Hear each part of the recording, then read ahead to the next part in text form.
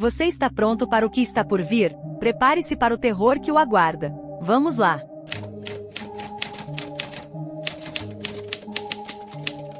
A tragédia ocorrida na Escola Municipal Tasso da Silveira, em Realengo, no Rio de Janeiro, em 7 de abril de 2011, marcou profundamente a história do Brasil.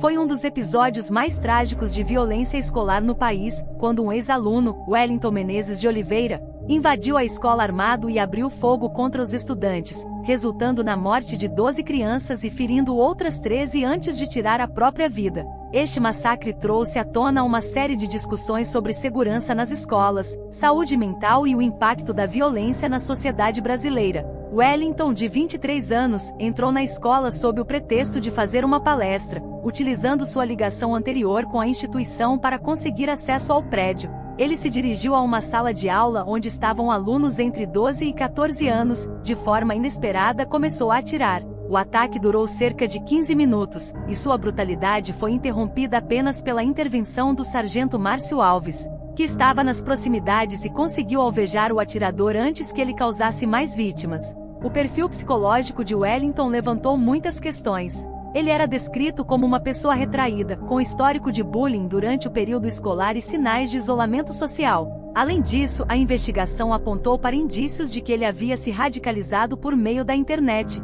consumindo conteúdos extremistas e religiosos. Wellington deixou cartas que indicavam uma mente perturbada, com traços de fanatismo e crenças distorcidas sobre pureza e vingança. A tragédia de Realengo gerou uma forte comoção nacional. Vigílias e manifestações em solidariedade às vítimas e suas famílias ocorreram em todo o país. No âmbito político e social, o episódio provocou debates sobre a necessidade de aprimorar os sistemas de segurança nas escolas, com discussões sobre o controle de armas, já que Wellington utilizou um revólver calibre 38 e um revólver calibre 32, ambos adquiridos de maneira ilegal. O massacre também revelou a fragilidade dos serviços de saúde mental e a importância de identificar e tratar pessoas com potenciais distúrbios psicológicos graves. Programas de prevenção ao bullying nas escolas e iniciativas para apoiar a saúde mental de crianças e adolescentes ganharam força nas discussões pós-tragédia. As famílias das vítimas, por sua vez, enfrentaram um longo e doloroso processo de luto. O massacre deixou marcas profundas não apenas nas vítimas diretas, mas também na comunidade escolar e na sociedade em geral. Para muitos, a tragédia de Realengo foi um alerta sobre como o desprezo pela vida humana e os efeitos do isolamento social podem resultar em episódios de violência tão devastadores. A escola Tasso da Silveira, onde o ataque ocorreu, passou por reformas e se tornou um símbolo de resistência e renovação, com homenagens às crianças que perderam suas vidas. Porém, o incidente de Realengo continua a ser uma lembrança dolorosa de que a violência pode surgir de forma inesperada e terrível, especialmente em espaços que deveriam ser seguros para o desenvolvimento e a educação de crianças. Esse episódio foi um divisor de águas nas discussões sobre violência escolar no Brasil, tornando evidente a necessidade de um olhar mais atento para o bem-estar emocional de jovens e o fortalecimento de medidas preventivas contra ataques desse tipo. Wellington Menezes de Oliveira, o jovem de 23 anos responsável pelo massacre na Escola Municipal Tasso da Silveira em 2011, não era apenas um ex-aluno atormentado pelo bullying e pelo isolamento social. Havia algo muito mais sombrio agindo por trás de seus olhos vazios e de seu comportamento errático. Desde a adolescência, Wellington experimentava sensações que ele não conseguia explicar. Vozes sussurravam em seus ouvidos. Sombras passavam rapidamente pelos cantos de sua visão, e às vezes, sentia como se uma presença estranha controlasse seus pensamentos e suas ações. Ele começou a se afastar das pessoas, mergulhando cada vez mais fundo em uma solidão que o consumia. As vozes que antes eram apenas sussurros tornaram-se comandos claros. Wellington sabia que havia algo errado, mas não tinha a quem recorrer. Sua mãe, que sempre fora seu porto seguro, já havia falecido, e os poucos familiares com quem mantinha contato viam nele apenas um jovem problemático, sem suspeitar da verdadeira luta que acontecia dentro de sua mente. O jovem passou a frequentar fóruns obscuros na internet, onde falava com pessoas que alegavam ter experiências com o sobrenatural. Nessas conversas, Wellington encontrou uma explicação para o que estava acontecendo. Ele acreditava estar possuído por demônios. As vozes, as sombras, a sensação de ser controlado, tudo fazia parte de uma força maligna que havia se infiltrado em sua alma. Ele passou a acreditar que era um escolhido, alguém destinado a realizar uma missão terrível, mas necessária. À noite, os pesadelos se intensificavam. Ele via rostos deformados, corpos em chamas, e ouvia risos distorcidos que ecoavam em sua mente. Quando acordava, suado e ofegante, sentia que aquelas entidades não eram apenas criações de sua mente perturbada. Elas estavam dentro dele, puxando as cordas de sua sanidade, o moldando para um ato horrível. Wellington começou a receber instruções claras dessas vozes. Elas diziam que o mundo estava corrompido, que a pureza havia sido perdida, e que ele deveria ser um instrumento de uma purificação brutal. A ideia de atacar sua antiga escola se formou em sua mente como uma ordem direta, impossível de resistir. As vozes lhe diziam que aquelas crianças eram impuras, que carregavam dentro delas os pecados do mundo, e que ele deveria ser o responsável por livrar o planeta de sua presença. Nos dias que antecederam o ataque, Wellington passou a agir de forma cada vez mais estranha. Ele não conseguia mais distinguir entre seus próprios pensamentos e as vozes que o comandavam. Sentia-se como uma marionete nas mãos de algo maior, algo muito mais antigo e maligno do que ele poderia imaginar. Sua mente já não lhe pertencia, e seu corpo parecia mover-se por vontade própria.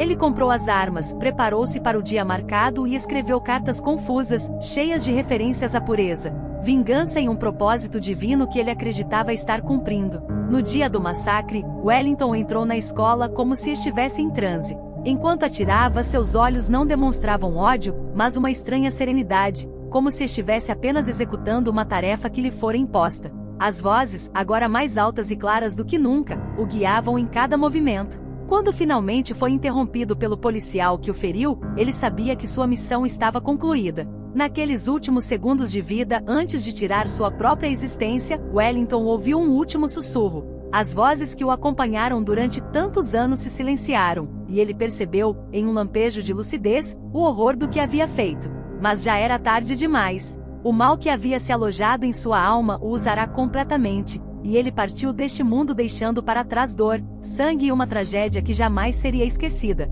Mas será que foi apenas loucura? Ou será que algo mais sombrio realmente o possuía? Essa pergunta nunca seria respondida.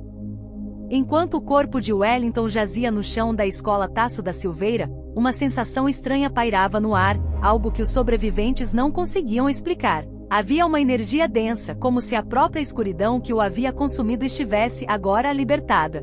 Os policiais e os socorristas que chegaram ao local notaram o clima pesado, mas atribuíam aquilo ao horror da cena. No entanto, para aqueles mais sensíveis, parecia que algo além da morte rondava os corredores daquela escola.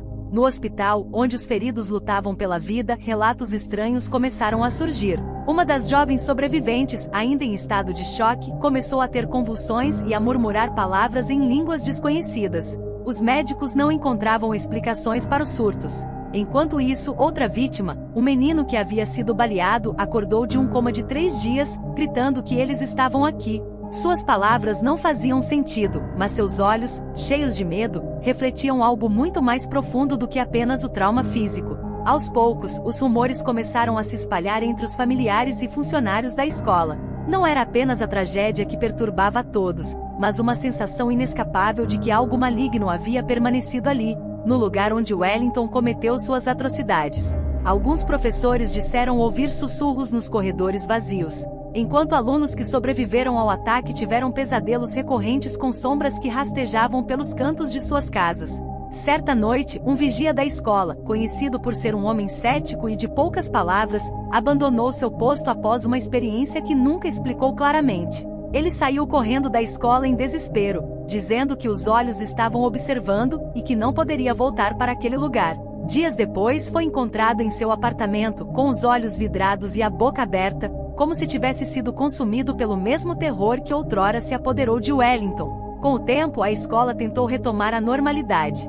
As reformas trouxeram novas cores às paredes, e as homenagens às vítimas enfeitavam os corredores. Mas aqueles que conheciam o local profundamente sabiam que não era o mesmo lugar. Havia algo que ainda habitava ali, algo que se alimentava das memórias dolorosas, dos gritos silenciados e das lágrimas derramadas. Os funcionários evitavam falar sobre o assunto, mas, nos corredores da administração, surgiam boatos de que a escola precisava de uma purificação, um exorcismo para limpar o mal que supostamente Wellington havia deixado para trás. A mãe de uma das vítimas, desesperada por respostas, procurou uma benzedeira da região. Essa mulher, conhecida por suas visões e orações fortes, aceitou o pedido e visitou a escola uma madrugada. Quando ela entrou no local, sentiu imediatamente a presença de algo antigo e faminto. Esse lugar não está mais vazio, murmurou, ao acender velas e orar. Ela percorreu os corredores, rezando e salpicando água benta, mas ao chegar à sala onde o massacre começou, parou bruscamente. Seus olhos se arregalaram, e em um sussurro, ela disse: "Ele não foi o primeiro, e não será o último." As palavras da benzedeira ecoaram na comunidade local. Muitos acreditaram que Wellington havia sido apenas um receptáculo para algo muito mais sombrio, uma entidade maligna que já rondava aquele lugar muito antes dele. E embora a tragédia tivesse sido interrompida pela morte do jovem, o mal que o possuíra agora vagava livre, em busca de novas mentes vulneráveis, prontas para serem manipuladas. Nos meses seguintes, outros eventos inexplicáveis continuaram a assombrar os arredores da escola. Um professor começou a apresentar sintomas de paranoia severa, alegando que alguém o estava observando, enquanto crianças mais novas desenhavam figuras estranhas com rostos distorcidos, sempre apontando para a antiga sala de aula de Wellington. O tempo passou, mas as marcas daquele dia nunca foram completamente apagadas. Para os moradores mais antigos de Realengo, aquela tragédia nunca foi apenas obra de um homem perturbado. Wellington havia sido possuído por forças além da compreensão, e o mal que o dominou continuava à espreita, esperando pacientemente por sua próxima oportunidade de se manifestar. E aí galera, se você curtiu o vídeo, não esquece de deixar seu like, comentar aqui embaixo e compartilhar com os amigos. Isso ajuda muito o nosso canal. E lembre-se, temos vídeos novos todos os dias, sempre às 18h30. Não perca! Ative o sininho para não perder nenhuma novidade. Até a próxima!